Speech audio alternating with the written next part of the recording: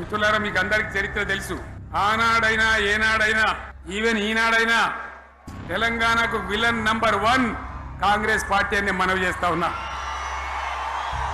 మనందరికీ కూడా తెలుసు ఆ విషయం. బలవంతంగా ఆనాడు ఆంధ్రలో విలీనం చేసింది కాంగ్రెస్ పార్టీ, జవహర్లాల్ నెహ్రూ.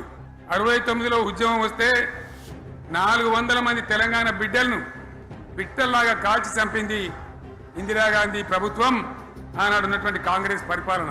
మళ్ళీ 2001 నుంచి మనం విజృంభిస్తే నంగనాచిలాగా ఇదే కాంగ్రెస్ వచ్చి మన బలాన్ని, మన ఊపును చూసి పొత్తు పెట్టుకొని తెలంగాణ ఇస్తామని నమ్మబలికి మనతో పొత్తు పెట్టుకున్నది కూడా మీరు చూసినారు. మళ్ళా ఎగ్గొట్టే ప్రయత్నం చేసినారు. 14 ఏళ్ళు ఏడిపించినారు.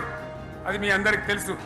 వాళ్ళు ఎట్టెట్లా చేస్తూ ఉంటే వాళ్ళ మోసాన్ని తప్పేయడానికి నేను ఇదే జయశంకర్ పార్లమెంట్లో ప్రతిపక్షాలని కాంగ్రెస్ గొంతు పట్టుకుంటే అప్పుడు దిగివచ్చి తెలంగాణ కోసం ప్రకటన చేసిన విషయం మీకు తెలుసు.